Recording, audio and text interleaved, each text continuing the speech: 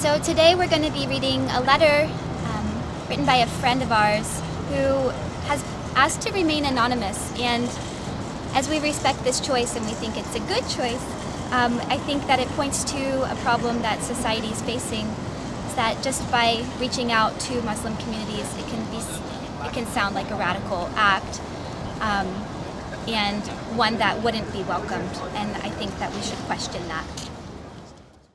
So, I will admit that the act that took place at Fort Hood recently was an act of violence and could be considered an act of patriotism.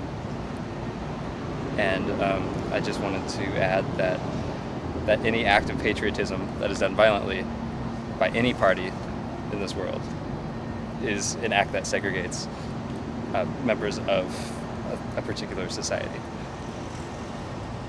Thank you. Assalamu alaikum, and in Arabic this means may peace be with you. We're here today to express our deep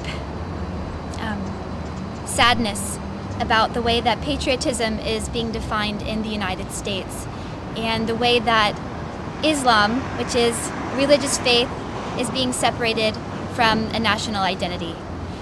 And we're here today to reach out to all Muslims and all people of the United States and the entire world to come together in community at this time, especially for our Muslim brothers and sisters.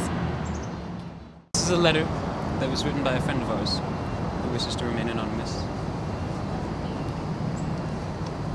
Dear people of America, on November 5th of this year, at approximately 1:35 p.m., a terrible tragedy occurred on the Fort Hood U.S. Army base.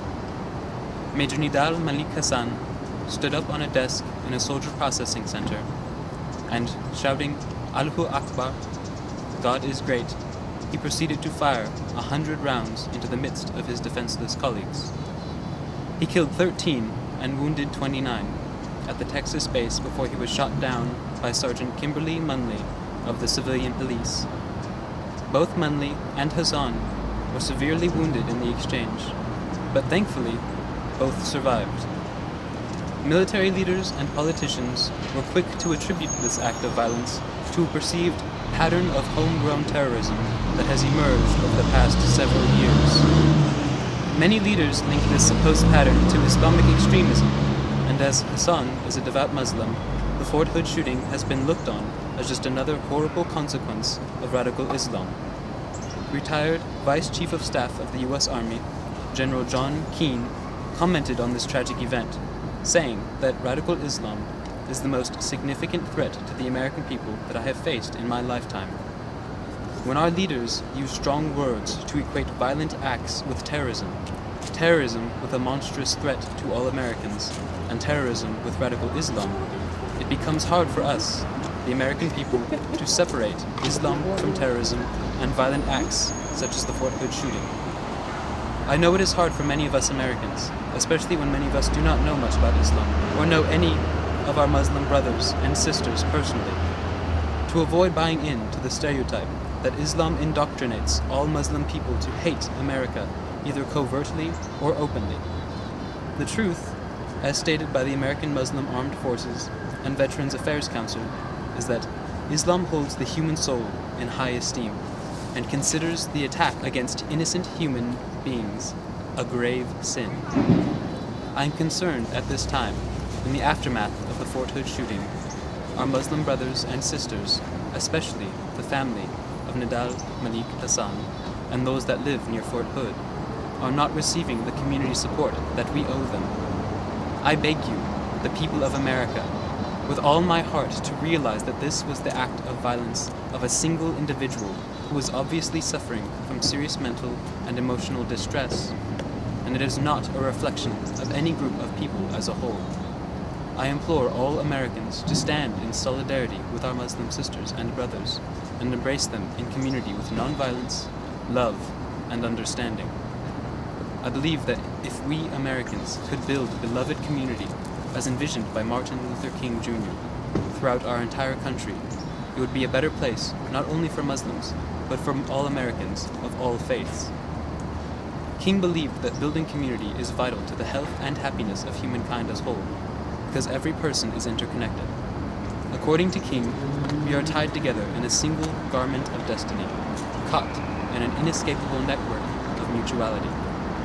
King defines community as the mutually cooperative and voluntary venture of a man to assume a semblance of responsibility for his brother. Building community is therefore the path to collective happiness and well-being, because when a person thinks in terms of the needs of their neighbors, our brother, they are actually promoting their own best interest. King's idea of a beloved community was his vision of the way God meant humans to live. Regardless of your spiritual beliefs, however, it is easy to see that King's beloved community would promote the interests of every single person to an extent that is as astonishing as it is beautiful. I invite you, the people of America, to consider King's dream of beloved community. The beloved community is a community where the views and opinions of all genders, races, and ethnic backgrounds are equally considered.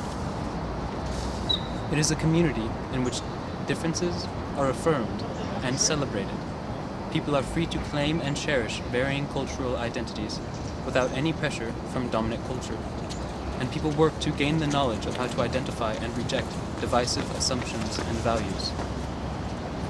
In the I Have a Dream speech, King describes his vision of beloved community. His dream of beloved community is summed up in the following passage from his speech.